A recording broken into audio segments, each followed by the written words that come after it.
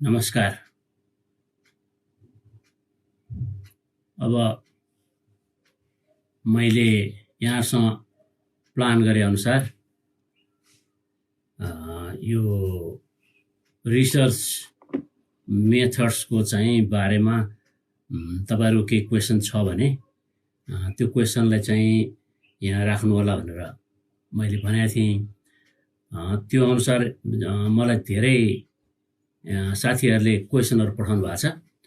नेपालबाट फेसबुकमै प्रश्न पठाउनेहरु चाहिँ अञ्जना स्था, जनार्दन पौडेल, देवराज आचार्य, गीता खनाल, हरि न्यौपाने, सरोजमान सिंह बस्नेत, नारायण प्रसाद सापकोटा, सुशील खनाल उहाँहरु हुनुहुन्छ।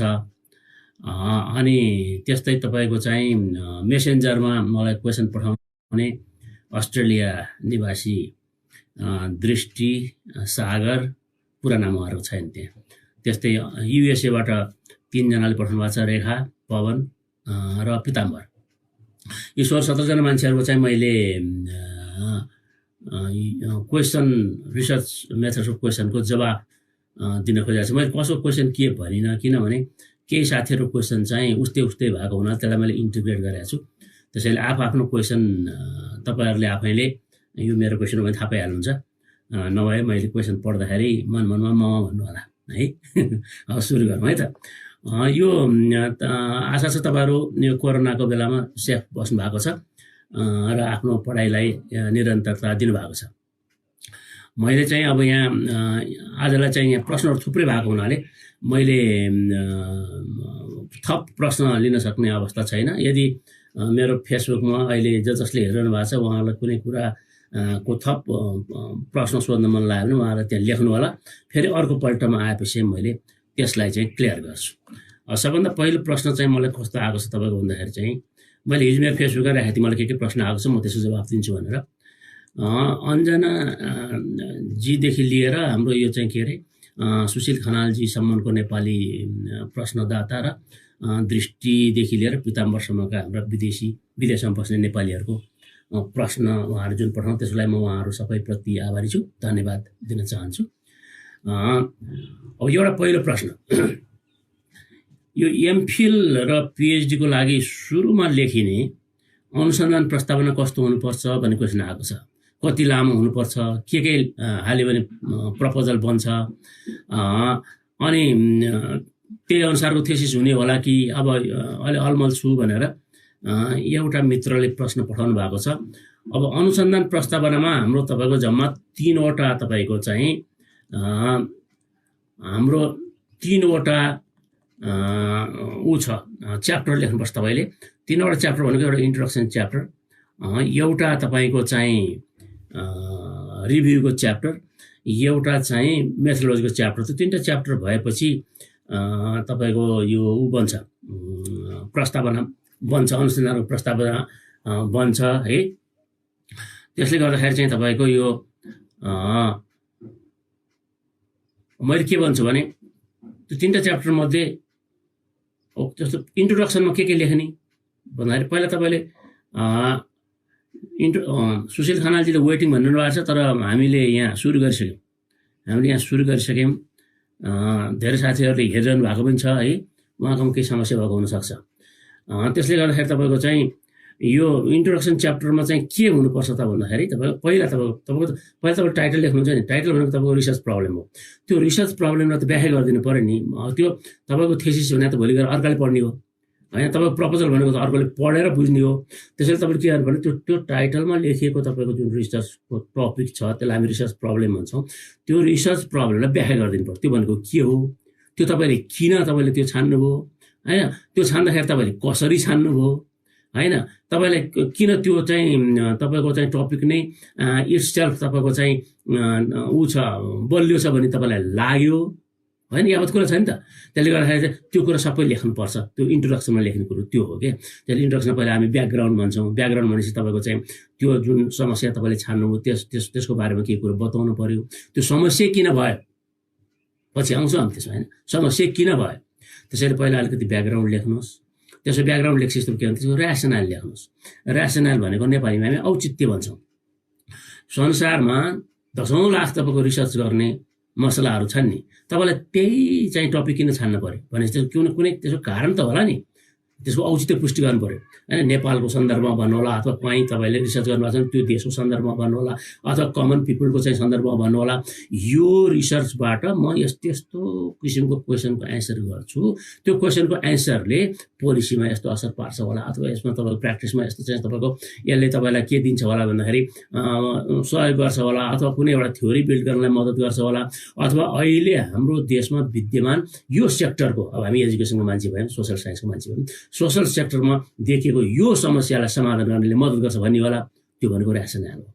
ऱ्यासनल भनेको मान्छेले के लेख्छन्, सिग्निफिकेन्स जस्तो लेख्छन्, त्यो होइन। सिग्निफिकेन्सको महत्त्व, यसको कसलाई फाइदा हुन्छ के हुन्छ भनेर लेख्यो भने हामी सिग्निफिकेन्सतिर जान्छौँ। तर यो टपिक छान्नै किन पर्यो, के तपाईँलाई त्यस्तो बाध्यता आइपर्यो जसले गर्दा तपाईँले यसैमा रिसर्च गर्नु पर्यो भनेर तपाईँले त्यसलाई जस्टिफाई गर्नु ऱ्यासनल भन्छौँ। त्यस्तै इन्ट्रोडक्सन च्याप्टरमा अर्को तपाईँले लेख्ने कुरो के छ तपाईँको भन्दाखेरि, अनि अब रिसर्च क्वेसन्स लेख्नु पऱ्यो। रिसर्च क्वेसन लेख्नुभन्दा अगाडि चलन के छ भने 2टा सेन्टेन्समा पर्पस पनि लेखौँ। यो रिसर्च गरेको मुख्य चाहिँ उद्देश्य के हो त्यसलाई लेखौँ होइन, त्यसलाई 2 सेन्टेन्समा लेखौँ। त्यसपछि बाँकी त्यो कुरा कसले तपाईँलाई क्ल्यारिफाई गर्छ भन्दाखेरि त्यो तपाईँको रिसर्च क्वेसन्सले क्ल्यारिफाई गर्छ। यहाँ चलन चाहिँ के छ त्यो तपाईँले थेसिस हेर्नु भनेदेखि अथवा प्रपोजल हेर्नु भने त्यो अब्जेक्टिभ भनेको छ त्यही कुरो लेखाएको छ, अनि त्यसैले क्वेसनमा बनाएर रिसर्च क्वेसन्स बनाएको छ, त्यसैले लेख्न पाइएन। त्यो राम्रो चलन होइन, त्यसले कुनै केही फाइदा गर्दैन। त्यसैले पर्पस स्टेटमेन्ट 2टा लेख्नुहोस्। The main purpose of this research is to identify, is to explore, is to analyse लेख्नु होला।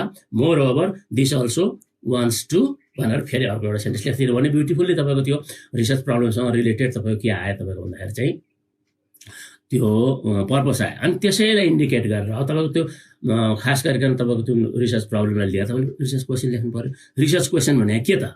रिसर्च क्वेसन भनेको मैले यो रिसर्च गरिसकेपछि एट द एन्ड के क्वेसनको एन्सर मैले खोजेँ हो त होइन। त्यसैले त्यसले तपाईँलाई के गर्छ भने त्यो क्वेसन रिसर्च क्वेसन तपाईँलाई यस्तो न्यारो डाउन पनि गर्छ, स्पेसिफिक पनि बनाउँछ।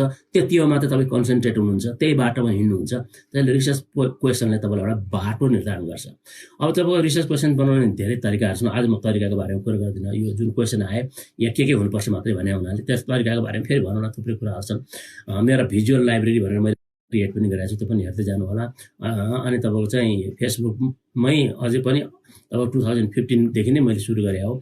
यो तपाईँ 30वटा मेरा चाहिँ प्रपोजल कसरी लेख्ने भन्ने लेसन छन्, त्यसबाट पनि यो सबै कुरा क्लियर होला। तर पनि के लेख्नु पऱ्यो त? रिसर्च क्वेसन लेख्नु पऱ्यो। रिसर्च क्वेसनमा खास गरेर क्वान्टिटेटिभ रिसर्च गर्ने र क्वालिटेटिभ रिसर्च गर्नेहरूको रिसर्च क्वेसन्स फरक हुन्छ। क्वान्टिटेटिभ रिसर्च गर्नेहरूले relationship between variables, dependent variable, independent variable, त्यसको कज के होला, इफेक्ट के होला, रिकमेन्डेसन के गर्ने भन्ने कुरा आउला होइन। अब क्वालिटेटिभ रिसर्च गर्ने मान्छेहरूले के बोल्नु भन्दाखेरि मान्छेको पर्सेप्सन के होला, अन्डरस्ट्यान्डिङ के होला, त्यसले तपाईँको चाहिँ तपाईँको चाहिँ कसरी बुझेको होला, के च्यालेन्जेस होला, त्यसले त्यो च्यालेन्जेसहरू कसरी फेस गरिराखेको होला होइन। अनि यो स्टडीको चाहिँ तपाईँको चाहिँ इम्प्लिकेसन्स के होला। अब यस्तो किसिमको क्वेसनहरू चाहिँ केमा सोध्ने गरिन्छ तपाईँ भन्दाखेरि हामी क्वालिटेटिभ रिसर्चमा सोध्छौँ है। त्यति गरेपछि तपाईँको इन्ट्रोडक्सन च्याप्टरको करिब त्यसमा हामी के गर्छौँ भन्दाखेरि त्यो ऱ्यासनल अनि पर्पस अनि त्यसको चाहिँ रिसर्च क्वेसन्स लेख्छ। अब डिलिमिटेसन्स लेख्नुपर्छ। हेर्नुहोस्, प्रपोजल बनाउन डिलिमिटेसन्स भनेको र लिमिटेसन्स भनेको फरक छ।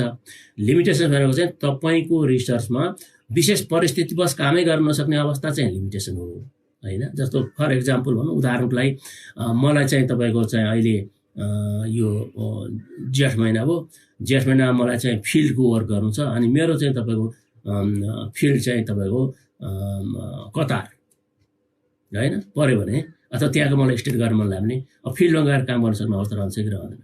त्यसै तपाईँको विन्टरको बेलामा तपाईँलाई काम गर्न मन लाग्यो होइन, तपाईँ त मुस्ताङ र चाहिँ हुम्ला चाहिँ त राखेर अनि तपाईँको त्यहाँ काम हुन्छ र हुँदैन नि, त्यो भनेको नेचुरल लिमिटेसन्स हो। त्यसले तपाईँलाई त्यो काम गर्न दियो। त्यसले तपाईँले यो स्टडीको डिजाइन बनाउने बेलामा यसरी थिङ्क गर्नुपर्छ कि त्यस्तो लिमिटेसन्सभित्र मेरो स्टडी हुँदैन है भनेर पहिले नै भन्नुपर्छ। अथवा मेरो स्टडीले अहिले गर्नु त मैले त्यहाँ पनि गएर गर्नुपर्ने थियो, तर बिकज अफ दिस लिमिटेसन्स मैले त्यसलाई छोडेर अन्तको मात्रै स्टडी गरेको छु भन्यो भने पनि लिमिटेसन्स आउन सक्छ। डिलिमिटेसन्स भने चाहिँ के हो तपाईँको भन्दाखेरि, डिलिमिटेसन भनेको the limitation created by your self. मैले मेरो टाइम, मेरो इफोर्ट, मेरो पैसा होइन का कारणले म कति ठाउँमा कति मात्रै गर्न सक्छु। यो रिसर्चमा कुन कुराको मात्रै एन्सर खोज्नुहोस् है तपाईँहरू, योभन्दा बाहेक अरू चाहिँ एन्सर नखोज्नुहोस् भन्यो भने त्यसलाई के भन्छ हामी डिलिमिटेसन हुन्छ। धेरै मान्छेहरूले डिलिमिटेसन लेख्दाखेरि म यतिजनामा जान्छु, यो ठाउँमा जान्छु, यो गर्छु, त्यो डिलिमिटेसन भयो। त्यो चाहिँ तपाईँको मेथोलोजीमा आउने कुरा है। त्यसैले डिलिमिटेसन चाहिँ यो रिसर्चमा के कुरो तपाईँले खोज्नु मिल्दैन अथवा के मात्रै कुरा खोज्नु मिल्छ भनेर लेख्नुभयो भने त्यसलाई हामी डिलिमिटेसन भन्छ। यति गरेपछि तपाईँ के भन्छ, त्यो इन्ट्रोडक्सनको पार्ट करिब यतिले कभर गर्छ।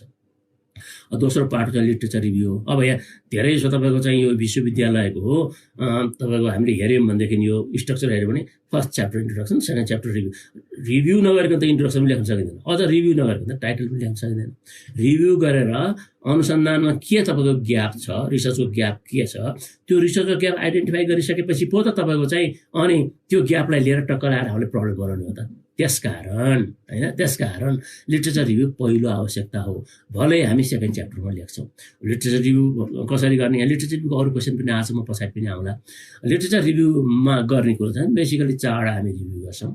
एउटा त थीमेटिक रिभ्यू, तपाईँको प्रब्लमसँग रिलेटेड के छ, कुन किताबमा पाइहाल्छ, कसले के भने हाल्नु। अर्को तपाईँको चाहिँ थ्योरिटिकल रिभ्यू, तपाईँको रिसर्च कुन चाहिँ थ्योरीमा आधारित गर्ने तपाईँको विचार छ, त्यो थ्योरीले के भन्छ, त्यो थ्योरीले तपाईँको चाहिँ यो टपिकसँग कसरी तपाईँले चाहिँ यहाँ अलिकति भोल्युम बढाइदिने भन्ने कुरा आयो। मेरो भोल्युम त यति मात्रै हो, मैले नि ठुलो स्वरले बोल्नु पर्ने होला है। ल अनि तपाईँ के छ भने मैले अहिले नर्मली बोलिरहेको छु, म ठुलो स्वरले बोलौँला, यहाँ केही साथीहरूको यहाँ कमेन्ट आएको छ। त्यसमा तपाईँको के छ भने यो तपाईँको चाहिँ यहाँ मैले के भने थीमेटिक रिभ्यू, तपाईँको थिमसँग रिलेटेड, तपाईँको रिसर्च प्रब्लमसँग रिलेटेड बुक्सहरू होलान्, थेसिसहरू होलान् होइन। त्यसपछि तपाईँको चाहिँ यो एम्पिरिकल रिभ्यू, मैले थ्योरिटिकल रिभ्यू भने, थ्योरिटिकल रिभ्यू भनेको चाहिँ तपाईँको रिसर्च कुन थ्योरीमा बेस छ, त्यो थ्योरीलाई तपाईँको चाहिँ मध्यनजर गरिकन त्यो थ्योरीको बारेमा रिभ्यू गर्नु पऱ्यो। त्यो थ्योरीले के भन्छ, त्यो भनेको कुरा तपाईँको टपिकसँग कसरी मिल्छ, कहाँ मिल्छ, त्यो कुरो त्यहाँ लेख्न पऱ्यो। त्यसपछि तेस्रो चाहिँ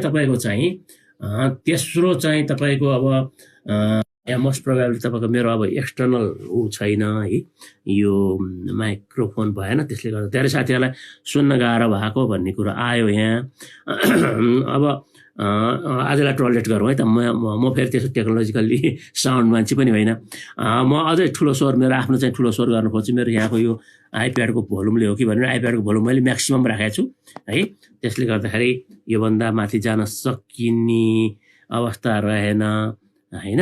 ल ओके, तपाईँको चाहिँ तेस्रो खालको रिभ्यू भनेको चाहिँ तपाईँको एम्पिरिकल रिभ्यू भनेको तपाईँले जुन किसिमको रिसर्च गर्दै हुनुहुन्छ त्यस्तै खालको रिसर्च अरू कन्टेक्स्टमा कसले गरिसकेका छन् र त्यसलाई कहाँ प्रकाशित गरेका छन्। त एम्पिरिकल रिभ्यू भनेको रिसर्चबाटै आएको रिजल्टलाई हामी एम्पिरिकल भन्छौँ। त्यसैले एम्पिरिकल भनेको खास काम गरेरै अथवा प्राइमरी डेटा सङ्कलन गरेरै अथवा चाहिँ सेकेन्डरी डेटाबाटै हुनसक्छ, तर तपाईँको रिसर्च भर्खरै भएको छ, केही समय अगाडि भएको छ, त्यस्तो कुरो कहाँ पाइन्छ भन्दाखेरि जर्नलमा पाइन्छ। त्यसले जर्नलमा पब्लिस्ड तपाईँको चाहिँ योसँग के अरे आफ्नो रिसर्चसँग रिलेटेड जति पनि तपाईँको चाहिँ कुराहरू छन् त्यसलाई तपाईँले गुगल सर्च गरेर खोजेर ल्याउनु पर्यो, त्यसलाई रिभ्यू गरेर राख्नु पर्यो, त्यो हामी एम्पिरिकल भन्छौँ। अर्को चाहिँ पोलिसी रिभ्यू।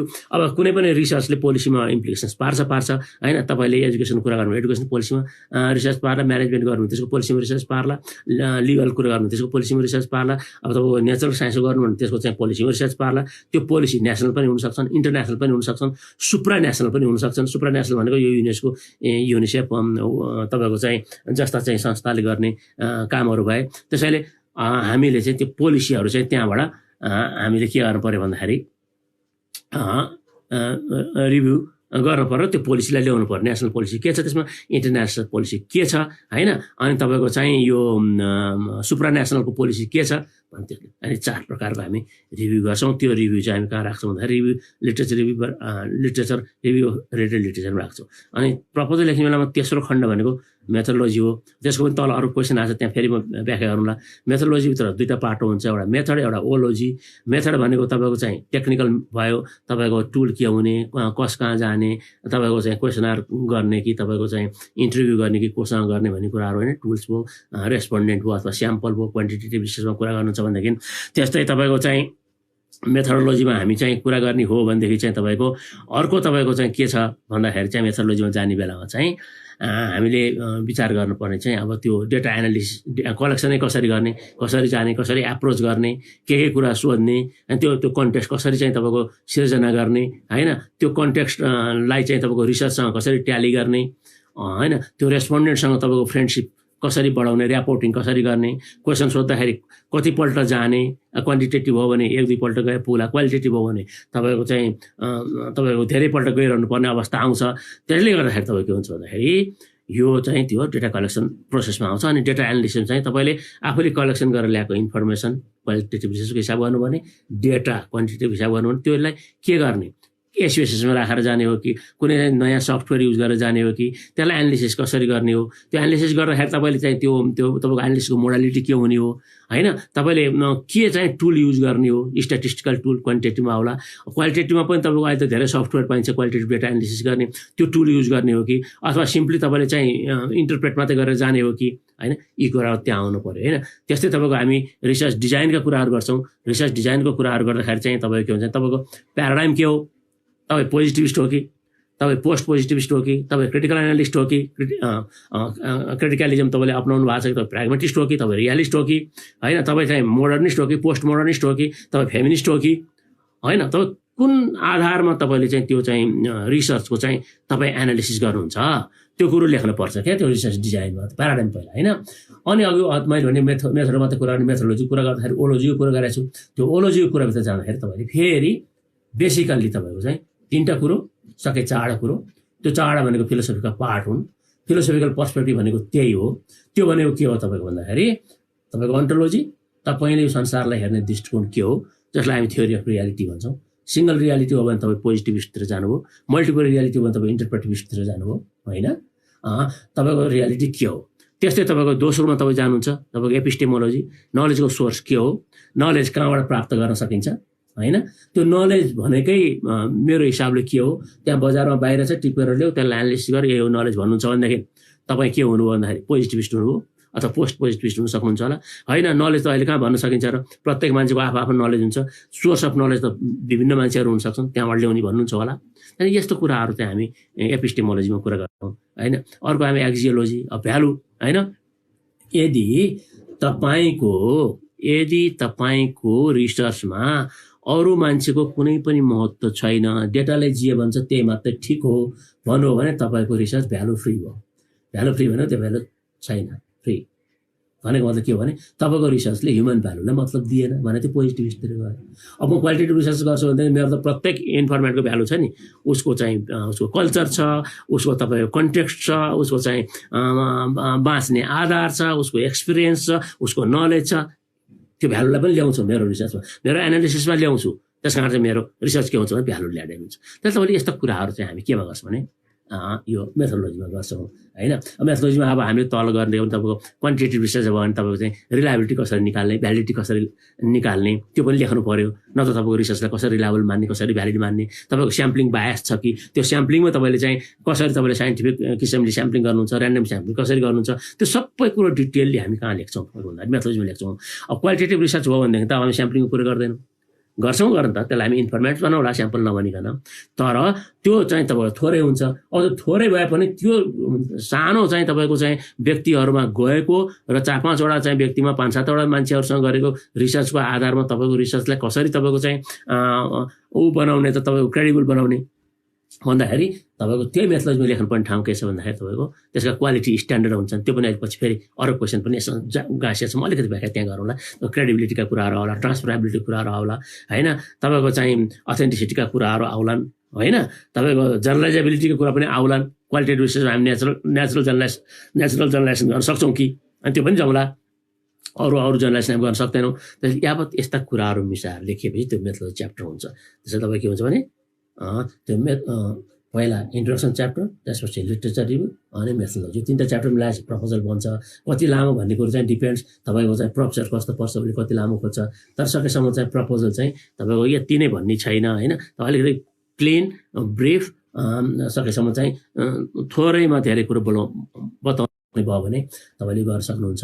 अब यसैमा पनि एउटा कुरो के जोड्नुपर्छ, प्रपोजल लेख्ने बेलामा तपाईँहरूले यो लिटरेचर रिभ्यू सकिसकेपछि मेथोडोलोजी च्याप्टर सुरु हुनुभन्दा पहिला है, मेथोडोलोजी च्याप्टर सुरु हुनु पर्यो, त्यो बिचमा चाहिँ एउटा कन्सेप्चुअल फ्रेमवर्क त लेख्नु पऱ्यो है। तपाईँ कन्सेप्ट क्लियर गर्नलाई मैले चाहिँ मेरो तपाईँको यो थ्योरी यो थियो, मैले यो मेथड लिन खोजेको छु र बिचमा यो प्रोसेसबाट म गएर अनि मेरो आउटकम यो निस्कन्छ। भन्ने तपाईँको चाहिँ एउटा के गर्नु पर्यो भन्दाखेरि तपाईँले यो चाहिँ कन्सेप्चुअल फ्रेमवर्क ल्याउनु त्यसको बारेमा कुनै बेला व्याख्या गरौँला।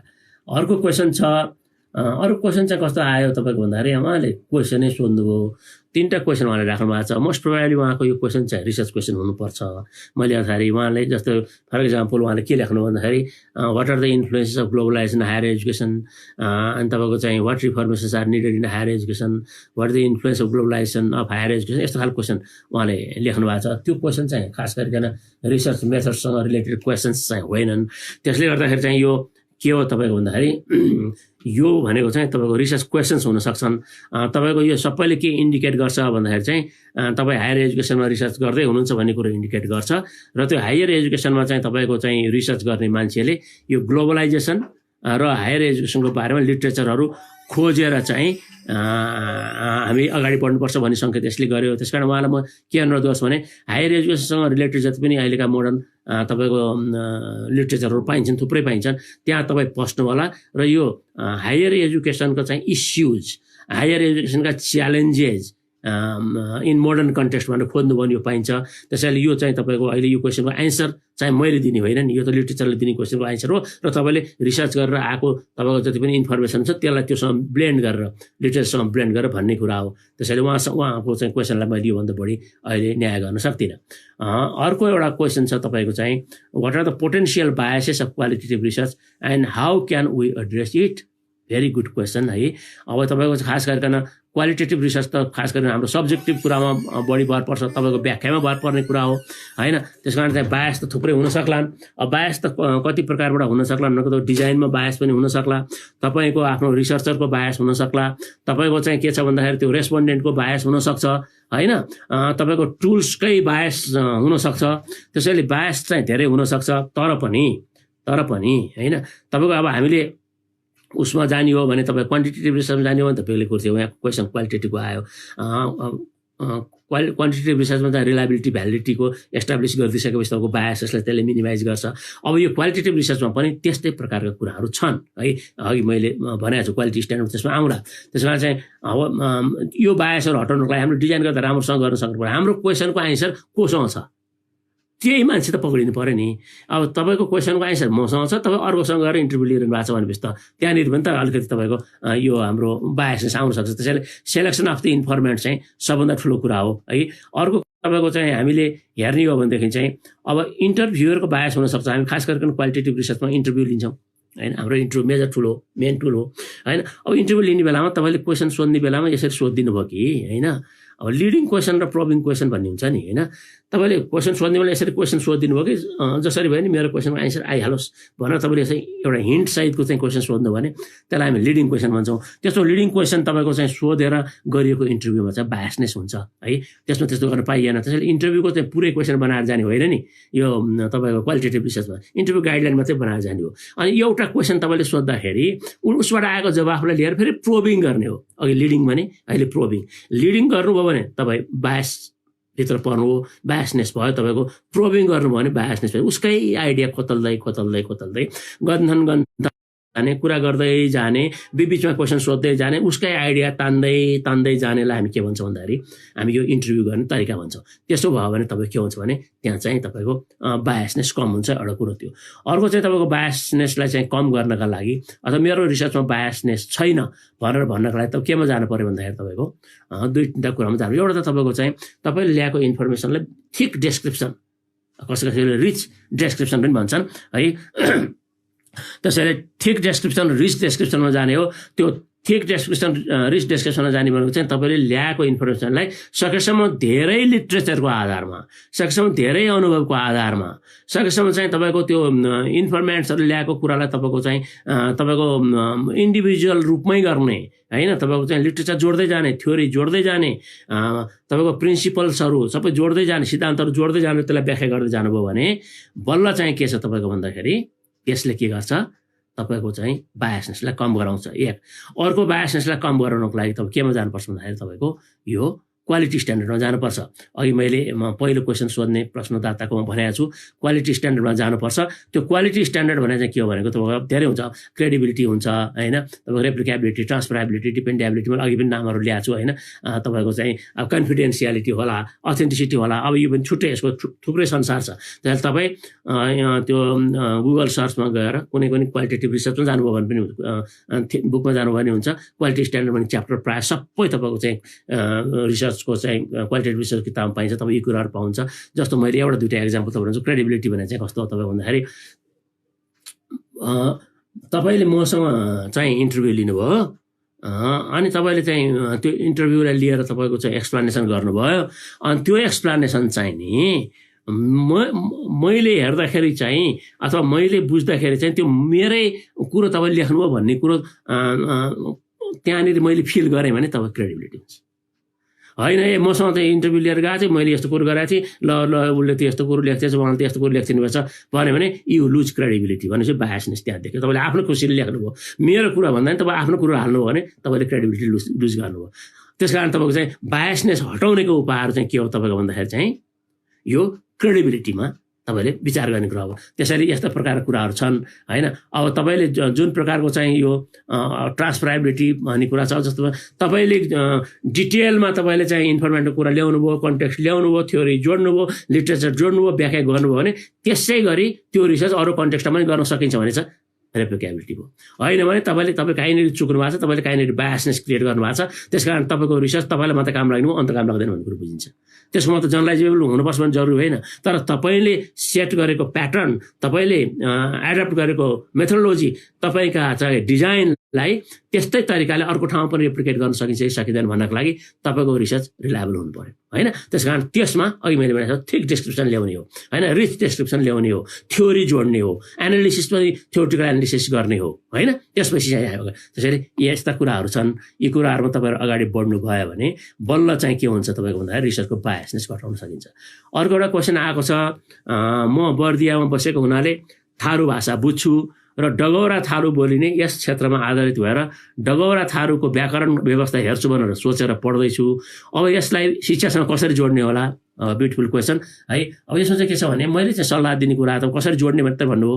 तपाईँले खोजेको चाहिँ मलाई के लाग्यो भन्दाखेरि तपाईँ चाहिँ एउटा रिसर्च टपिक बनाउन खोज्दै हुनुहुन्छ, तपाईँ चाहिँ त्यो डगौरा थारू भाषा जान्नुहुन्छ। त्यो थारू भाषाको चाहिँ भाषालाई अब हाम्रो चाहिँ यो टपिक एजुकेसन टपिकसँग कसरी जोड्ने भन्ने तपाईँ क्वेसन होला भन्ने मैले बुझेँ। त्यसलाई मैले चाहिँ दुईवटा चाहिँ तपाईँको यहाँ टपिक बनाएँ। हेर्नुहोस् तपाईँले के गर्न सक्नुहुन्छ तपाईँको भन्दाखेरि जस्तो जोड्ने त हो, त्यो ल्याङ्ग्वेजले ल्याएर हाम्रो पेडागोजीसँग जोड्ने। किनभने हाम्रो चाहिँ सबै स्कुलमा चाहिँ त्यो थारू ल्याङ्ग्वेजमा पढाइ त हुँदैन नि, उहाँको सायद समस्या त्यो होला। The use of grammar in तपाईँको Dagaura Tharu language and ethnography of Tharu culture and religion भन्नुभयो भने पनि होला होइन। हामी यो तपाईँको चाहिँ थारू ल्याङ्ग्वेजको चाहिँ तपाईँको चाहिँ ग्रामर कहाँ युज हुन्छ अनि त्यसको चाहिँ एउटा इथोग्राफी गर्छु म, क्वालिटेटिभ रिसर्च गर्छु भन्नुभयो भने तपाईँले चाहिँ त्यसलाई ल्याएर एजुकेसन रिसर्चमा लिङ्क गर्न सक्नुहुन्छ। त्यस्तै तपाईँको चाहिँ the use of grammar in Dagaura Tharu language and it's implication in school learning. अब थारूले घरमा सिक्ने भाषा फरक छ, स्कुलमा सिक्ने भाषा फरक छ, उसको थारू ल्याङ्ग्वेजको चाहिँ ग्रामर फरक छ, स्कुलमा चाहिँ पठन पाठन हुने ग्रामर फरक छ भनेपछि त्यसको इम्प्लिकेसन त्यहाँ कसरी पर्छ, त्यसलाई प्रमोट गर्छ कि त्यसलाई चाहिँ तपाईँको ह्यारेस गर्छ कि होइन, कुन कुन ठाउँमा प्रमोट गर्छ, कुन कुन ठाउँमा ह्यारेस गर्छ भनेर तपाईँ यसरी चाहिँ त्यो थारू ल्याङ्ग्वेजलाई हाम्रो पेडागोजीसँग लिङ्क गरेर पनि गर्न सक्नुहुन्छ।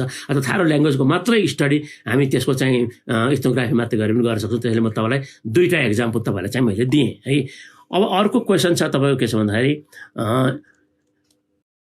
यो चाहिँ एकभन्दा बढीबाट आएको क्वेसन हो। यो थ्योरीका कुराहरू आएको छन्, थ्योरीको थुप्रै आएका छन्। यो जस्तो how to use theory in thesis writing, तपाईँको यो जरुरी छ त तपाईँको चाहिँ एउटा सिङ्गल थ्योरीले पुरै थ्योसिस कभर गर्छ भन्ने जरुरी छ भने सोध्नु भएको छ। अनि अर्को के छ भने how to apply and choose theory for thesis writing भन्नुभएको छ। यसको बारेमा मेरो एउटा रिसेन्टली मैले तपाईँलाई चाहिँ यो डाक्टर वाग्लेज भिजुअल लाइब्रेरी जम्मा 8वटा छ, त्यसमध्ये कुनै एउटामा चाहिँ यसको बारेमा डिटेल व्याख्या छ, त्यो हेर्नु होला। त्यसो अहिले तपाईँलाई म भन्छु होइन। अब थ्योरी भने के हो भन्दाखेरि तपाईँको आउटलुक हो, तपाईँले संसारलाई हेर्ने दृष्टिकोण हो, तपाईँ कसको दृष्टिकोणमा हेर्नुहुन्छ। थ्योरी भने के हो भने हजारौँपल्ट लाखौँपल्ट तपाईँको चाहिँ परीक्षण गरेर प्रमाणित भइसकेपछि त्यो थ्योरी बजारमा आउने हो। थ्योरी भनेको त्यस्तो त हामीले गफ गरे जस्तो होइन नि, होइन। हजारौँ परीक्षण गरेर एक्सपेरिमेन्ट गरेर त्यसलाई पुष्टि गरिसकेपछि द अर्थ इज राउन्ड भन्ने कहाँबाट आयो? द अर्थ रोटेट्स द सन भन्ने कसरी आयो? यही कुरा गरौँ न, होइन।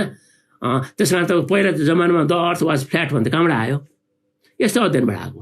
जबसम्म एक्जिस्टिङ तपाईँको फ्याक्टलाई, एक्जिस्टिङ तपाईँको रियालिटीलाई, तपाईँको एक्जिस्टिङ चाहिँ तपाईँको सिद्धान्तलाई काट्ने अर्को सिद्धान्त आउँदैन, तबसम्म एक्जिस्टिङ सिद्धान्त सत्य त हो त। कि त्यसलाई काट्न पर्यो सत्य होइन भन्नको लागि? होइन भने त्यसलाई सत्य मान्न पर्यो। त्यस कारण तपाईँले संसारलाई हेर्ने दृष्टिकोण, तपाईँको चाहिँ एरिया अफ रिसर्च भनौँ, तपाईँको एरिया अफ रिसर्च तपाईँको जुन टाइटल छ नि, त्यो टाइटलले त थुप्रै थ्योरी खोजिरहेको हुनसक्छ। तपाईँ सोसल साइन्स रिसर्चर हो भने सोसल साइन्सका थुप्रै थ्योरीहरू आउँछ। हामी तपाईँको चाहिँ बालबच्चाको चाहिँ त्यहाँ पठन पाठन चाहिँ यहाँ तपाईँको विद्यालयमा चाहिँ हामी राम्रो हुनुपर्छ, सबैजना विद्यालय जानुपर्छ, सबैले बराबर सिक्न पाउनुपर्छ भने के थ्योरी अफ सोसल जस्टिस होला? होइन। अब तपाईँको चाहिँ अर्को यो चाहिँ थ्योरी अफ इक्विटी होला, होइन। त्यस कारण चाहिँ अब यस्तो कुराहरू छ नि। त्यस कारण तपाईँको थ्योरी के हुन्छन् भनेर चाहिँ त्यो त ब्रोड छ, त्यो हामीले खोज्ने कुरा हो। त्यो थ्योरी खोज्दाखेरि केसँग लिङ्क गर्नु पर्यो भने तपाईँले आफ्नो टाइटलको चाहिँ मेजर जिस्ट र त्यो थ्योरी भनेर मैले कुरा गर्दै थिएँ। तपाईँको यो थ्योरीको बारेमा कुरा गर्दै थिएँ। यो थ्योरीको बारेमा कुरा गर्दाखेरि चाहिँ तपाईँको चाहिँ मैले के भन्दै थिएँ भन्दाखेरि थ्योरी भनेको तपाईँको आउटलुक हो, है कि? तपाईँको आउटलुक हो थ्योरी भनेको। तपाईँले तपाईँको चाहिँ रिसर्चको प्रब्लमले हेर्ने दृष्टिकोण के हो, तपाईँको त्यो रिसर्चमा हेर्ने जुन दृष्टिकोण हो त्यही दृष्टिकोण लिएर तपाईँले रिसर्च क्वेसन बनाउनुहुन्छ, त्यही दृष्टिकोण लिएर तपाईँले चाहिँ त्यही दृष्टिकोण लिएर तपाईँले चाहिँ रिसर्च क्वेसन बनाउनुहुन्छ, त्यही दृष्टिकोण लिएर तपाईँको चाहिँ इन्फर्मेन्ट सेलेक्सन गर्नुहुन्छ, त्यही दृष्टिकोण लिएर तपाईँ चाहिँ फिल्डमा जानुहुन्छ, त्यही दृष्टिकोण लिएर तपाईँले एनालिसिस गर्नुहुन्छ। त्यस कारण मैले एस्टाब्लिस थ्योरी कुनै कुरा लिएर अगाडि बढ्न सक्छौँ। त्यो तपाईँको एउटा मात्रै लिनुपर्छ कि दुईवटा लिनुपर्छ भन्नुभन्दा पनि तपाईँको पर्पस फुलफिल गर्नलाई एउटै थ्योरी पनि काफी हुनसक्छ। कसैले पनि गरे हुन्छ। मेरो सजेसन के हो भने एमफिल गर्ने साथीहरूले चाहिँ एउटै थ्योरीको आधारमा गर्दाखेरि पनि ठिकै छ, तर पिएचडी गर्ने साथीहरूले एउटाभन्दा बढी थ्योरी लिनु भने तपाईँले चाहिँ भोलि त्यो कम्पेरिजन गर्ने थ्योरिटिकल तपाईँको चाहिँ कन्स्ट्रक्टहरूलाई, थ्योरिटिकल तपाईँको इम्प्लिकेसन्सहरूलाई, होइन, थ्योरिटिकल तपाईँको चाहिँ भ्युजहरूलाई तपाईँको चाहिँ फेरि जुदाउने र चाहिँ तपाईँको राम्रो प्रकारको एनालिसिस गर्ने मसला बन्छ। त्यसरी जाउँ भन्ने मेरो चाहिँ तपाईँलाई आधार हो। त्यस कारण चाहिँ यो तपाईँको एउटा क्वेसन यो थियो। अब तपाईँको अर्को क्वेसन के छ भने यो एपिएलाई चाहिँ कसरी युज गर्ने, यसको फर्मेट थेसिसमा के हो भन्नुभएको छ। मैले तपाईँलाई के सजेस्ट गर्छु त्यो क्वेसनको बारेमा भन्दाखेरि एपिए 6th एडिसन भन्ने चाहिँ डाउनलोड गर्न पाइन्छ, अनि त्यसबाट गर्नु होला। यो इनिसियलदेखि लिएर अन्तिमसम्म चाहिँ तपाईँको चाहिँ यो के गर्न सकिन्छ भन्दाखेरि यो उसलाई चाहिँ गर्न सकिन्छ, एपी युज गर्न सकिन्छ। तपाईँको त्यसको चाहिँ त्यो प्याराग्राफिङ कसरी गर्ने, ह्याङ्गिङ इन नेट कहाँ दिने, अनि तपाईँको चाहिँ त्यो राइटअप गर्दाखेरिको तपाईँको चाहिँ त्यो दायाँ कति छोड्नु पर्ने, बायाँ कति छोड्नु पर्ने, माथि कति तल छोड्नु, सबै कुरो तपाईँको चाहिँ यो एपिएले दिन्छ। अनि तपाईँको चाहिँ साइटेसन कसरी गर्ने, रेफरेन्सहरू पछाडि कसरी लेख्ने, यो सबै कुरो चाहिँ तपाईँको केले दिन्छ तपाईँको भन्दाखेरि यो तपाईँलाई उसले दिन्छ, एपिएले दिन्छ। त्यसैले एपिए भनेको एउटा फर्मेट हो। त्यो फर्मेट भनेको एकाडेमिक राइटिङको फर्मेट हो। त्यो चाहिँ खालि यो रिसर्चको लागि मात्रै होइन, जुनसुकै एकाडेमिक राइटिङमा पनि यो फर्मेट युज गर्न सकिन्छ। अझै तपाईँको चाहिँ के गर्छ तपाईँको भन्दाखेरि तपाईँको धेरै सफ्टवेयरहरू पाइन्छ, त्यसले नै एपिए मिलाइदिन्छ। तपाईँले पहिला लेख्ने हो र त्यसलाई त्यो सफ्टवेयरको फर्मेटमा हालिदिएपछि उसले एपिए मिलाउने पनि छ, तर हामीले पढ्नु चाहिँ पर्यो, होइन। त्यसको लागि मैले तपाईँलाई चाहिँ यो एपिएको 6th एडिसन डाउनलोड गर्नुहोस् भनेर भनेको छु, है। तपाईँले अहिले त्यति भने त्यसले तपाईँलाई अलिअलि सहयोग गर्ला, है। त्यसपछि तपाईँको अर्को क्वेसन के छ तपाईँको भन्दाखेरि real case base method training भनेर उहाँले सोध्नुभयो। हुन त अब आज हामी ट्रेनिङको बारेमा कुरा गर्दैनौँ मित्र, है। हामी चाहिँ यो केस स्टडीको बारेमा तपाईँले सोध्नु भएको मैले थुप्रै कुरो बताउँथेँ होला। तपाईँले चाहिँ एउटा आइडिया पनि आउँछ कि भनेर एउटा तपाईँले एउटा फर्मेट तपाईँले मलाई एट्याच गरेर पठाउनु भएको छ। त्यो फर्मेट चाहिँ यो जर्मनीको चाहिँ डेटा सेटसँग चाहिँ लिङ्क भएको फर्मेट रहेछ, र त्यो फर्मेटमा जुन प्रकारको तपाईँले सेड्युल राख्नु भएको छ नि, ट्रेनिङको सेड्युल, त्यो भनेको चाहिँ त्यो डेटा सेटलाई नै प्रयोग गरेर कसरी रिसर्च गर्ने भन्ने खालको चाहिँ एउटा तपाईँको के रहेछ भन्दाखेरि तपाईँको त्यो एउटा चाहिँ केस बेस ट्रेनिङ रहेछ। अब मैले के भन्छु भने केस बेस रिसर्चको मात्रै कुरा गर्छु मैले। केस बेस्ड रिसर्च भनेको चाहिँ तपाईँको खास गरिकन यो मेडिकल साइन्समा, साइकोलोजीमा, होइन, म्यानेजमेन्टमा हामी बढी प्रयोग गर्छौँ, है। त्यो चाहिँ रियल केस नै ल्याउने। अब रिसर्चमा रियल केस कसरी आउँछ त, अब त्यो कुरो मात्रै गर्छु मैले। रियल केस कसरी ल्याउने भन्दाखेरि तपाईँको चाहिँ केस स्टडीमा एउटा मात्रै सोर्सबाट आएको इन्फर्मेसन भ्यालिड हुन्न, त्यसलाई तपाईँले चाहिँ विभिन्न सोर्सबाट ल्याउनुपर्छ। त्यो मल्टिपल सोर्सबाट ल्याउनु भयो भने बल्ल त्यसलाई चाहिँ हामी के भन्छौँ भन्दाखेरि केस स्टडी मेथड भन्छौँ। त्यस कारण चाहिँ क्वान्टिटेटिभ केस स्टडी गर्नु पऱ्यो भने पनि थुप्रै ठाउँबाट तपाईँले चाहिँ इन्फर्मेसन कलेक्सन गर्नु पऱ्यो, एनालिसिस गर्नु पऱ्यो, स्ट्याटिस्टिकल एनालिसिस जुन आउँछ त्यो विभिन्न किसिमबाट व्याख्या गरेर अनि केस बिल्ड गर्नु पऱ्यो होइन। क्वालिटेटिभ रिसर्च गर्नुहुन्छ भने पनि एउटाभन्दा बढी ठाउँबाट तपाईँले चाहिँ यो उल्याउनु पर्ने हुन्छ। अब डेटा सेटको आधारमा चाहिँ तपाईँको ट्रेनिङ गर्ने भन्ने कुरा त त्यो डेटाले के बोलेको छ त्यसले तपाईँले दिएको एक्जाम्पलमा चाहिँ केस पनि छैन। त्यसले गर्दाखेरि मैले यसको बारेमा धेरै तपाईँलाई चाहिँ अहिले भन्न सक्दिनँ, किनभने यो रिसर्च मेथड्सलोगी भन्दा पनि रिसर्चको चाहिँ ट्रेनिङमा चाहिँ यो अगाडि बढाएको छ। अर्को क्वेसन के छ तपाईँको भन्दाखेरि चाहिँ अब यो स्कलरहरूको बिचमा यो रिसर्चको अन्डरस्ट्यान्डिङ किन फरक भयो भनेर सोध्नु भएको छ। अब के उहाँलाई के समस्या पऱ्यो होला, अब मैले गेस गर्छु। एउटा प्रोफेसरले एउटा कुरो भनिदिएको छ, अर्को प्रोफेसरले अर्को कुरो भनिदिएको छ, गाइडले एउटा कुरो भन्छ, अनि त्यो रिसर्च कमिटीको मेम्बरले अर्को कुरो भनिदिन्छ भनेर उहाँलाई समस्या परे हुनसक्छ। त्यो हामी पनि त्यस्तै क्याटेगोरीभित्र पर्ने मान्छे भएको हुनाले यो त के हुन्छ भने अब कोही मान्छेहरू छ, हामी कहाँ रिसर्च गाइड भने कोही क्यानाडाबाट पिएचडी गरेर आएको छ, कोही अस्ट्रेलियाबाट पिएचडी गरेर आएको छ, कोही अमेरिकाबाट पिएचडी गरेर आएको छ, कोही नेपालबाट पिएचडी गरेर आएको छ, कोही इन्डियाबाट पिएचडी गरेर आएको छ होइन। अब विभिन्न ठाउँबाट पिएचडी गरेर आएको छ, अब उनीहरू हाम्रो गाइड छ भनेपछि उसले त्यो ठाउँबाट जे सिकेर आउँछ उसले त्यही आफ्नो चाहिँ धारणा बनाउँछ, उसको आउटलुक त त्यही हो नि। त्यस कारण यो अलिअलि फरक परेको देखिया हो। तर बेसिकल्ली उनीहरूको चाहिँ भनौँ है अलिकति प्याटर्नमा फरक पर्ला, अलिकति तपाईँको चाहिँ उसमा फरक पर्ला। कसैले लिट्रेचर रिभ्यू लेख्नु पर्दैन भन्ला, कसैले लिट्रेचर रिभ्यू चाहिँ सुरुदेखि अन्तसम्म तपाईँले ब्लेन्ड गरेर गए हुन्छ भन्ला, कसैले छुट्टै च्याप्टर चाहिन्छ, त्यस्तोमा चाहिँ फरक पर्ला स्ट्रक्चरमा होइन भने चाहिँ तपाईँको चाहिँ त्यति खासै फरक पर्दैन। सरी है। अर्को तपाईँको चाहिँ उहाँले चाहिँ यो रिसर्च एथिक्सको बारेमा सोध्नु भएको छ। अब यो रिसर्च एथिक्सले चाहिँ रिसर्चको चाहिँ क्रेडिबिलिटीमा एफेक्ट गर्छ गर्दैन भन्नु अघि नै भनिसकेँ मैले, माथि नै क्रेडिबिलिटीको बारेमा कुरा गरेँ है। क्रेडिबिलिटी रिसर्चको एस्टाब्लिस गर्ने भनेको मतलब तपाईँको आफ्नो रिसर्च रिलायबल छ भनेर तपाईँले पुष्टि गर्ने हो। मैले यो काम गरेँ, यसरी गरेँ, त्यस कारण चाहिँ मेरो रिसर्चमा फ्ल छैन, मेरो रिसर्चमा बायसनेस छैन भनेर तपाईँले पुष्टि गर्ने हो। तपाईँले गरेको पुष्टिलाई अरूले मान्ने हो, त्यस कारण त्यो पुष्टि तपाईँले गर्नुपर्छ। त त्यो पुष्टि गर्दा तपाईँले प्रोसेस बताउनुपर्छ। यो प्रोसेसबाट गएर मैले क्रेडिबिलिटी एस्टाब्लिस गरेँ, यो प्रोसेसबाट गएर मैले ट्रान्सफरेबिलिटी एस्टाब्लिस गरेँ, यो प्रोसेसबाट गएर मैले चाहिँ रेप्लिकेबिलिटी एस्टाब्लिस गरेँ होइन, यो प्रोसेसबाट गएर मैले अथेन्टिसिटी एस्टाब्लिस गरेँ भन्न सक्नुपर्छ। तर त्यो भनेर चाहिँ अब त्यो भनेको भने सबै गर्नुपर्छ भने जरुरी छैन, दुईवटा तिनवटा मात्रै गरे पुग्छ। क्रेडिबिलिटी मात्रै एस्टाब्लिस गर्न सकियो कुनै थेसिसमा भने द्याट इज ग्रेट। ल मैले मेरो थेसिसमा क्रेडिबिलिटी यसरी एस्टाब्लिस गर्छु भनेर 5-7वटा पोइन्ट लेख्नु भने ग्रेट, सबैमा जानुपर्छ भन्ने जरुरी पनि छैन है। त्यस कारण चाहिँ हामी त्यसरी जाउँ, त्यो नभइकन त हुँदैन। किनभने तपाईँको चाहिँ इथिकल कन्सर्न भनेको चाहिँ तपाईँको के हो भने यो कोर अथवा हार्ट अफ द रिसर्च हो। त्यसैले अझै के चलन छ भने यो प्रपोजल लेख्ने बेलैमा होइन, प्रपोजलमै मेथोडोलोजी सकिने बित्तिकै, मेथोडोलोजीको पार्ट सकिने बित्तिकै लास्टमा इथिकल कन्सर्न भन्छ। म जबरजस्ती कसैलाई ल्याउँदिनँ, कसैलाई चाहिँ त्यो तपाईँको इन्टरभ्यू दिनलाई बाध्य गर्दिनँ होइन। उसको चाहिँ तपाईँको पर्सनल फिलिङलाई चाहिँ मैले चाहिँ मान्यता दिन्छु, उसको भ्यालुलाई म चाहिँ जोगाउँछु, उसको नाम प्रकाशित गर्दिनँ, जे भन्नु होला नि, दे आर अल दि के हो तपाईँको भने एथिकल कन्सर्न हो, त्यो चाहिन्छ है। अर्को चाहिँ प्रश्न छ तपाईँको यहाँ, अब ग्लोबलाइजेसन र कोलोनाइजेसनको बारेमा कुरा गर्नुभएको छ, त्यो पनि थ्योरीसँग लिङ्क गर्नुभएको छ कि अब के चाहिँ यो ग्लोबलाइजेसन कोलोनाइजेसन लाई चाहिँ तपाईँको चाहिँ यो उहाँले के क्वेसन म पढ्छु, are globalisation and colonisation theories worth underpinning research भन्नुभएको छ होइन। अब सबै गर्नुपर्छ जरुरी छैन। ग्लोबलाइजेसन भने त ग्लोबल कुरालाई र लोकल कुरालाई मिलाएर हामी ग्लोकलको कुरा गर्ने हो। त्यसले गर्दाखेरि चाहिँ तपाईँ यसलाई मैले अघि पनि भने ग्रान्ड थ्योरी हो।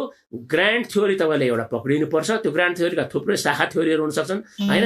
तपाईँको ग्रान्ड थ्योरीले तपाईँको चाहिँ संसारलाई हेर्ने दृष्टिकोण, रियालिटीलाई हेर्ने दृष्टिकोण, नलेजलाई हेर्ने दृष्टिकोण, भ्यालुलाई हेर्ने दृष्टिकोण, तपाईँको चाहिँ त्यो सबै कुरालाई समष्टिगत रूपमा एउटा लजिकमा ढाल्ने एउटा उसको लजिकका चाहिँ कुराहरू, यी कुराहरू चाहिँ तपाईँले हेर्नुपर्छ। अनि तपाईँलाई कुन चाहिँ तपाईँलाई चाहिँ त्यो ग्रान्ड थ्योरी मनपर्छ, मैले पनि गर्न खोजेको त यसरी हो नि त, मेरो रिसर्च त यो थ्योरीसँग लिङ्क छ नि, त्यसैले म मेरो रिसर्चमा यो थ्योरीलाई अन्डरपिन गर्छु भने त तपाईँको रिसर्चमा त्यो थ्योरी के छ भने पिन भएको छ होइन, तपाईँको चाहिँ तपाईँले त्यो रिसर्चमा तपाईँको त्यो थ्योरीमा तपाईँको रिसर्च बेस भएको छ, त्यो बेस भएको चाहिँ तपाईँको अनि तपाईँ त्यो रिसर्च तपाईँको कन्टेस्ट गर्न सँगसँगै हुनुहुन्छ।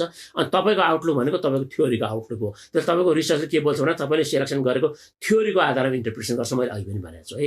त्यसैले चाहिँ यो एसोसिएट थ्योरीसँग गर्नुपर्छ।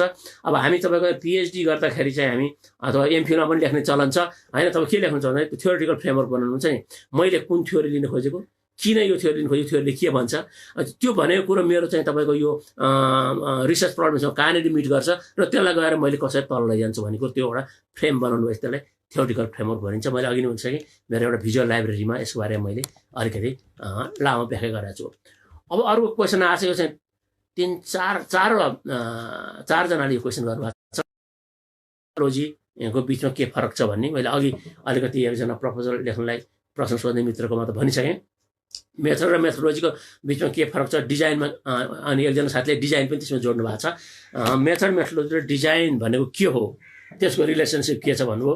मेथड र मेथोडोलोजी बारे मैले अघि नै भने, मेथड भनेको टेक्निकल प्रोसेसेसहरू, कहाँ जाने, के गर्ने, के टुल युज गर्ने होइन, कसरी गर्ने, को भेट्ने होइन, कसरी चाहिँ सिचुएसन तपाईँको चाहिँ क्रिएट गर्ने, यावत कुराहरू चाहिँ हामी के भन्छ तपाईँको भन्दाखेरि यो मेथड हो। मेथोडोलोजीमा चाहिँ मेथड, ओलोजी भनेको फिलोसफी, फिलोसफिकल पर्सपेक्टिभ भनेको तपाईँले यो संसारको एक्जिस्टेन्सलाई कसरी बुझ्नु भएको छ, यो संसार तपाईँको सिद्धान्त के हो, अथवा यो संसारमा सत्य भनेको तपाईँको कुरो के हो, त्यसलाई मेटाफिजिक्स होइन, अथवा त्यसलाई हामीले चाहिँ यतातिर तान्यौँ, रिसर्चमा तान्यौँ, अन्टोलोजी भनेर तान्छौँ। त्यसैले तपाईँको अन्टोलोजी के हो होइन।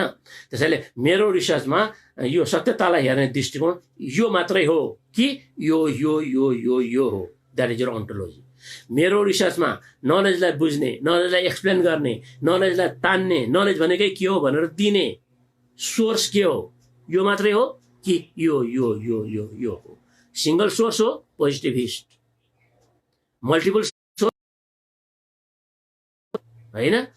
तपाईँको सिङ्गल सोर्सलाई पनि छोड्न सक्दिनँ, मल्टिपल सोर्स हो पनि भन्न छोड्दिनँ, मिक्स्डमा जान्छु, प्र्याग्मेटिस्ट होइन। त्यसैले हामी त्यसरी चाहिँ त्यो मैले जे भने नि पोजिटिभिस्ट भने, इन्टरप्रेटिभिस्ट भने, पोस्ट पोजिटिभिस्ट भने होइन, तपाईँको प्र्याग्मेटिस्ट भने, भनौँ रियलिस्ट भनौँला, अघि भने जस्तो फेमिनिस्ट भनौँला, मोडर्निस्ट भनौँला, पोस्ट मोडर्निस्ट भनौँला, पोस्ट मोडर्निस्ट भनौँला, क्रिटिकलिस्ट भनौँला, यो सबै के हो भन्दाखेरि हामी प्याराडाइम अफ रिसर्च भन्छौँ, जुन प्याराडाइमले टोटल वर्ल्डलाई, मेरो संसारलाई मैले हेर्ने दृष्टिकोणको बारेमा व्याख्या गर्छ। तपाईँले हेर्ने वर्ल्डको दृष्टिकोण र मैले हेर्ने वर्ल्डको दृष्टिकोण फरक हुनसक्छ, because you and I R different. तपाईँको मेरो एक्सपिरियन्स फरक छ, तपाईँको मेरो नलेज फरक छ, तपाईँको मेरो ब्याकग्राउन्ड फरक छ, तपाईँको मेरो अन्डरस्ट्यान्डिङ फरक छ, तपाईँहरूको मेरो भ्यालु फरक छ। त्यस कारण संसार पनि फरक फरक किसिमले हेर्ने हुन्छ, त्यसलाई हामी प्याराडाइम भन्छौँ। त्यो प्याराडाइमभित्र हो हामीले डिजाइन, क्वालिटेटिभ डिजाइन कि क्वान्टिटेटिभ डिजाइन। क्वालिटेटिभभित्र पनि कुन चाहिँ एथनोग्राफी हो कि फेनोमेनोलोजी हो कि केस स्टडी हो कि के हो होइन, ग्राउन्डेड थ्योरीमा जाने हो कि, क्वान्टिटेटिभभित्र पनि के हो तपाईँको चाहिँ डेस्क्रिप्टिभ हो कि होइन, तपाईँको चाहिँ कज एन्ड इफेक्ट रिलेसनसिपमा जानु छ कि, तपाईँको चाहिँ एक्सपेरिमेन्टमा जानु छ, क्वाजा एक्सपेरिमेन्ट डिजाइनभित्र आउने सबै कुरा मिलाएपछि रिसर्च डिजाइन बन्छ। छुट्याउनु भयो भने तपाईँको के हुन्छ भन्दाखेरि फिलोसफिकल पर्सपेक्टिभ, मेथड होइन, यसरी जानुहुन्छ भने पछाडि गएर के लेख्नुहुन्छ, एथिकल स्ट्यान्डर्ड, यी कुराहरू मेथोडोलोजीबाट जोड्नुहुन्छ। इन्फर्मेन्ट्स, डेटा कलेक्सन प्रोसेस, एनालिसिस, सबै मेथड्समा आयो है। तपाईँलाई मैले मेथड र मेथोडोलोजीमा फरक भनेवाला, मेथोडोलोजीभित्र फिलोसफिकल पर्सपेक्टिभ पर्छ, मेथडभित्र टेक्निकल प्रोसेस पर्छ है। Overall picture, how you going to conduct your research होइन, कहाँबाट सुरु गर्ने, कहाँ अन्त के युज गर्ने, कुन चाहिँ तपाईँको टाइप्स अफ रिसर्च युज गर्ने, त्यसभित्रको तपाईँको रिसर्च डिजाइन। अर्को एउटा अघि नै भनिसकेँ, what does it mean theory, अघि मैले भनिसकेँ, यसलाई मैले दोहोऱ्याएन, यो 3-4जनाको आएको हुनाले मैले यसलाई चाहिँ।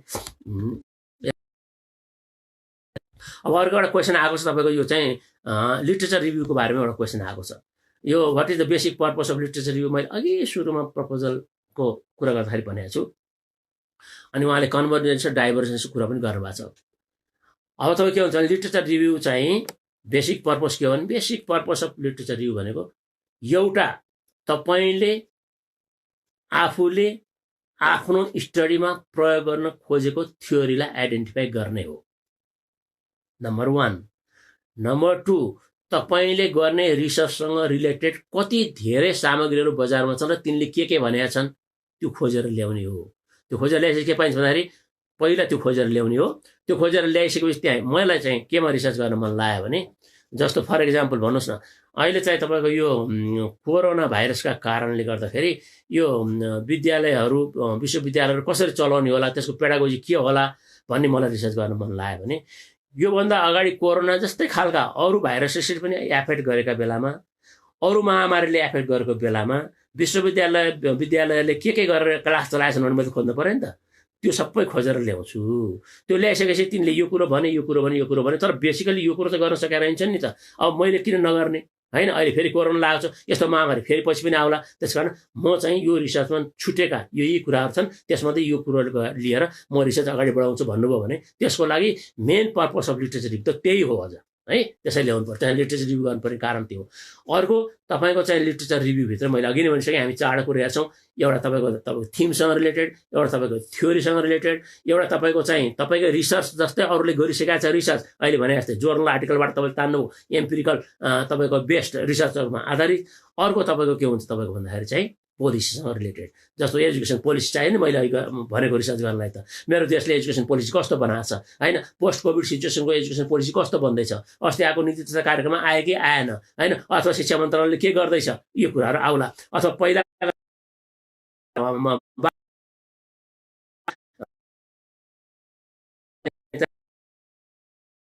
पोलिसी बना त्यस्तो नेसनल पोलिसी के होला, इन्टरनेसनल पोलिसी के होला। अघि मैले सुप्रा नेसनल कुरो गरेको छु, यो युनेस्को जस्तो संस्थाले बनाउने पोलिसीहरू र त्यसको चाहिँ फलोअप गर्ने कुराहरू। त्यसले यो सबै कुरो तपाईँको चाहिँ यो लिटरेचर रिभ्यूको मेन पर्पस हो। लिटरेचर रिभ्यू गरिसकेपछि तपाईँको रिसर्चको बारेमा एउटा ब्रोड आउटलुक, एउटा अन्डरस्ट्यान्ड चाहिँ क्रिएट हुन्छ।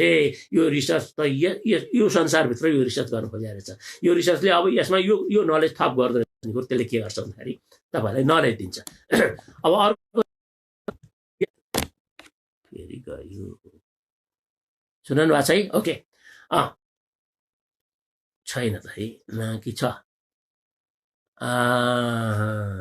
ओके, नाउ तपाईँको चाहिँ के छ भने यो तपाईँको केमा तपाईँको जान्छ तपाईँको भन्दाखेरि चाहिँ लिटरेचर रिभ्यू गर्दाखेरि हामीले अब सकेसम्म रिसेन्ट लिटरेचर रिभ्यू गर भन्छ अहिलेको लिटरेचरले।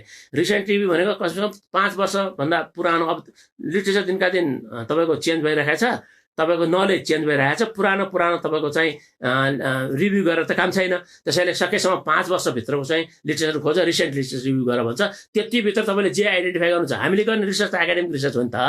त्यो एकाडेमिक रिसर्च तपाईँको लिमिटेड हुन्छ। त्यस कारण एउटा एकाडेमिक पर्पसलाई मिट गर्नको लागि हामीले हाम्रो स्पेसियालिटी छ, हामी भनेर प्रड्युस गर्ने डकुमेन्टलाई थेसिस भन्ने त हो नि। त्यस कारण त्यहाँ धेरै ठुलो भएर संसारै खोजेर ल्याउनुपर्छ भन्ने जरुरी छैन। अघि भने जस्तो त्यो चाड तपाईँको तत्त्वमा प्रवेश गर्नु होला होइन, त्यसरी त्यो तत्त्वभित्र तपाईँ प्रवेश गरिसक्नु भएपछि तपाईँलाई एभाइलेबल 5 वर्ष अगाडिको लिटरेचरहरू तपाईँले खोज्नु भयो भने तपाईँको लिटरेचर रिभ्यू भन्न त्यति भोल्युम पनि चाहिँदैन। 25-30वटा लिटरेचर रिभ्यू गरेर पुग्छ नि। अब यहाँ हाम्रो तपाईँको थेसिसमा हेर्नु भने उहाँ 300-400वटा चाहिँ लिटरेचर रिभ्यू गरेको भनेर उहाँ रेफरेन्स लिस्टमा बनाउने चलन छ। त्यसले साँच्चै त्यो सबै पढायो हो त भनेर चाहिँ तपाईँले सोध्नु क्वेसन भने पनि भोलि एन्सर गर्न गाह्रो हुन्छ। त्यसले गर्दाखेरि चाहिँ हामीलाई 25-30-40वटा लिटरेचर राम्रो खालको लिटरेचर पाइयो भने त पुग्छ त एउटा थेसिस लेख्नलाई, किन नपुग्ने है? त्यसरी जाउँ भन्ने मेरो अनुरोध छ। अनि स्याम्पल र स्याम्पल साइज चाहिँ क्वालिटेटिभ रिसर्चमा रिलेभेन्ट छैन भन्ने सुनिन्छ, यो के हो भनेर सोध्नु भएको छ। अब क्वालिटेटिभ रिसर्चमा स्याम्पल त चाहियो नि, तर हामी स्याम्पल भन्दैनौँ। स्याम्पल भनेको पोपुलेसनलाई रिप्रेजेन्ट गर्ने, पोपुलेसनबाटै तानिएको एउटा युनिट भयो। जबकि हामी यो चाहिँ तपाईँको उसमा पोपुलेसन भन्ने कुरो के हो त, हाम्रो सोसाइटी ठुलै पोपुलेसन हामीलाई क्वालिटेटिभ रिसर्चको लागि। त्यसैले हामी त्यो पोपुलेसन र त्यसबाट तपाईँको चाहिँ ड्र गर्ने स्याम्पलको बारेमा क्वालिटेटिभ रिसर्चमा कुरा गर्दैनौँ। क्वालिटेटिभ रिसर्चमा हामी के इन्फर्मेन्टको कुरा गर्छौँ, हाम्रो रिसर्च क्वेसनलाई एन्सर गर्नलाई, मेरो रिसर्च क्वेसनलाई एन्सर गर्नलाई मैले कुन मुख्य मान्छे कहाँ गएँ भने त्यसको एन्सर आउँछ भनेर खोजिदियो। मुख्य मान्छे भनेको त्यो प्रधानमन्त्री होइन, पोलिसी मेकर हुन सक्ला होइन, तर के मुख्य मान्छे भने के भने जसको बारेमा मैले अनुसन्धान गर्दैछु त्यो चाहिँ मेरो मुख्य मान्छे हो। अघि तपाईँको मैले एउटा भनेको थिएँ नि, त्यो के अरे डगौरा थारू ल्याङ्ग्वेजमा चाहिँ त्यसलाई लिङ्क गरेको। अब त्यो डगौरा थारू ल्याङ्ग्वेज जान्ने, डगौरा थारू ल्याङ्ग्वेजको पेडागोजी जान्ने, त्यसको चाहिँ ग्रामर जान्ने मान्छे मेरो के इन्फर्मेन्ट भयो नि त। म त्यहाँ पुगेर ल्याउने। त्यसैले की इन्फर्मेन्टहरू हाम्रा क्वालिटेटिभ रिसर्चका स्याम्पल नभनिकन हामी की इन्फर्मेन्ट भनौँला होइन। स्याम्पल साइज, तपाईँको साइजको मतलब यहाँ हामी गर्दैनौँ। हामी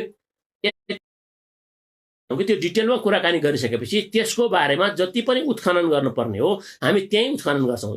हामी आज जान्छौँ, कुरा गरेर आउँछौँ, फेरि हामी क्वेसन जेनेरेट गर्छौँ, फेरि भोलि गएर कुरा गरेर आउँछौँ, त्यही ठाउँमा जान्छौँ, त्यही मान्छेलाई भेट्छौँ, गर्दा गर्दै हामी त्यहाँ अगाडि बढ्दा हामी के गर्छौँ तपाईँको भन्दाखेरि, हामी कसरी जान्छौँ तपाईँको भन्दाखेरि चाहिँ त्योबाट तान्नुपर्ने आज यति इन्फर्मेसन ल्याए, भोलि यति ल्याए, पर्सि यति ल्याए, हामीसँग यति धेरै इन्फर्मेसन छ कि त्यो इन्फर्मेसनले त्यसको बारेमा बोलिदिइहाल्छ नि। तपाईँलाई साइजको कुरो किन चाहियो र? त्यसैले एउटा व्यक्तिमा मात्रै रिसर्च गरेर तपाईँको चाहिँ पनि गर्न सकिन्छ। अटो इथनोग्राफी भन्नु तपाईँले आफै मात्रै रिसर्च गर्ने हो, कुरा थुप्रो ल्याउनुहुन्छ नि होइन।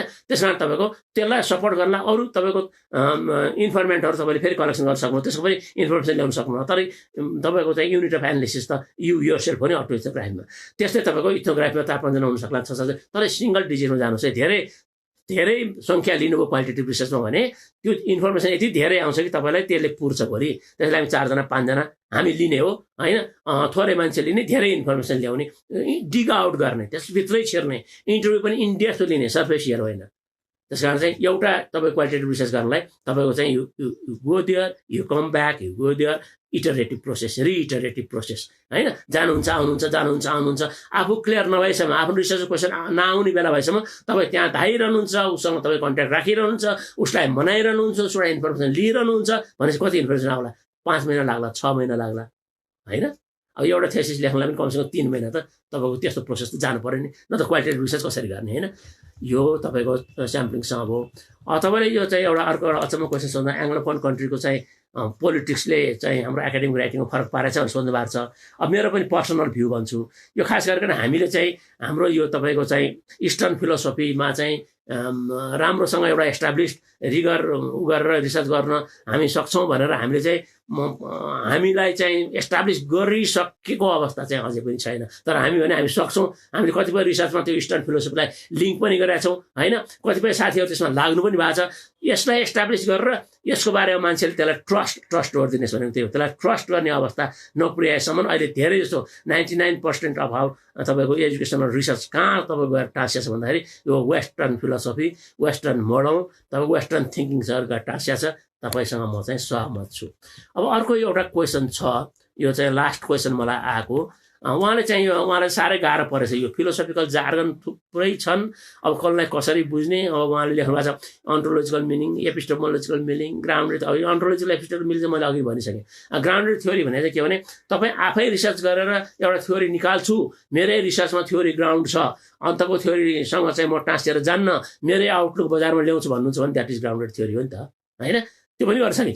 कुनै थ्योरीको बेसमा नगइकन मेरै थ्योरीबाट मेरै डेटालाई एनालिसिस गरेर मेरै थ्योरीलाई इन्टरप्रेट गरेर मेरै थ्योरीभित्र तपाईँको चाहिँ विभिन्न किसिमका तपाईँको चाहिँ थ्योरिटिकल कुराहरू मैले गरेर म आफ्नै थ्योरी निकाल्छु भन्नु भने त्यसलाई ग्राउन्डेड भनेको चाहिँ the theory is grounded in your own research होइन त। त्यही भने इन योर ओन रिसर्च त्यो भनेको। अब उहाँले थुप्रै यहाँ चाहिँ टर्महरू ल्याउनु भएको छ। त्यो टर्महरू हेर्नका लागि चाहिँ म तपाईँको चाहिँ यो जुन क्वेसन तपाईँले पठाउनु हो त्यसैमा तपाईँलाई मैले कि त म तपाईँलाई सजेस्ट गर्छु तपाईँ गुगलमा जानुहोस्, यो सेजको पब्लिकेसन छ होइन, त्यो इन्साइक्लोपिडिया क्वालिटेटिभ रिसर्च भन्ने छ। त्यसको टर्मिनोलोजी तपाईँले भने टर्मिनोलोजी प्रायः सबै त्यहाँ पाइन्छ। नभए भने तपाईँलाई त्यसको लिङ्क चाहिँ म तपाईँलाई फरवर्ड गरौँला है। अब त्यति भनिसकेपछि मैले तपाईँहरूको आजको लागि तपाईँको मैले यहाँ आएका क्वेसनहरूलाई मैले एड्रेस गरेँ भन्ने मलाई लागेछ होइन। त्यस कारण चाहिँ त्योभन्दा बाहेक अरू तपाईँको आज जुन तपाईँको यहाँ क्वेसन्सहरू आयो त्यो क्वेसन्सहरू चाहिँ तपाईँको लाई एन्सर गर्नलाई मैले फेरि अर्को कुनै दिन तपाईँहरूको समय म लिन सक्छु। मैले फेरि फेसबुकमा एनाउन्स गरेर तपाईँहरूको यहाँ आज आएको चाहिँ जति पनि यो फेसबुकमा तपाईँहरूले गर्नुभएको क्वेसन छ त्यसको लागि म तपाईँहरूसँग फेरि पनि जोडिनेछु। र म तपाईँहरूलाई चाहिँ एउटा अनुरोध के गर्छु, दोज हु आर वाचिङ, अहिले 41 देखाएको छु मैले, अघि अलिक बढी भएको थियो, मेरो यहाँ बिचमा डिस्टर्ब भयो। उहाँहरूलाई मेरो चाहिँ अनुरोध के छ भने तपाईँलाई रिसर्च मेथडसँग रिलेटेड, थेसिस राइटिङसँग रिलेटेड होइन, तपाईँको चाहिँ टपिक लेख्नेदेखि लिएर एनालिसिस गर्नेदेखि लिएर जे तपाईँका समस्याहरू होलान् त्यो समस्या मलाई तपाईँको फेसबुकमै हाल्नुहोस्, मेरो मेसेन्जरमै हाल्नुहोस् होइन। अथवा मेरो मेल छ तपाईँसँग मेरो मेलमै हाल्नुहोस्, म त्यसलाई चाहिँ तपाईँको कन्सल्टेट गर्छु, तपाईँलाई एनाउन्स गरेर 1 हप्ता अगाडिको एनाउन्समेन्ट गरेर त्यो क्वेसनको एन्सर दिएर तपाईँकोमा आउँछु। यति गरौँ। तपाईँहरूलाई धेरै धन्यवाद। धैर्यताका साथ मेरो चाहिँ यो भाषण भनौँ न वान वे ट्राफिक सुनिदिनु भएकोमा यो यही आजको चाहिँ तपाईँको चाहिँ जुन डेलिभरेसन्सको पनि तपाईँहरूलाई कति चित्त बुझ्यो, कति चित्त बुझेन, कति प्रश्न भयो, अझ यसमा के गर्दै गयो हुन्थ्यो भन्ने लागेको छ भने यहाँ केही पिएचडी गरेका साथीहरू पनि यहाँ मैले देखेँ होइन, न्युजिल्यान्डबाट जोडिएका साथीहरू पनि देखेँ। उहाँहरूले पनि यसलाई हेरेर तपाईँको चाहिँ युनिभर्सिटीका टिचरहरू मैले देखाएको छु यहाँ। त्यसैले उहाँहरूले चाहिँ यसमा मलाई पनि फिडब्याक दिनु होला र यो फेसबुक पेजलाई सकेसम्म तपाईँको चाहिँ अलि एकाडेमिक बनाऊ, तपाईँ हामी मिलौँ र रिसर्चलाई चाहिँ ग्रान्ड रिसर्च बनाएर सक्सेसफुल्ली थेसिस लेख्न सकौँ। धन्यवाद। नमस्कार।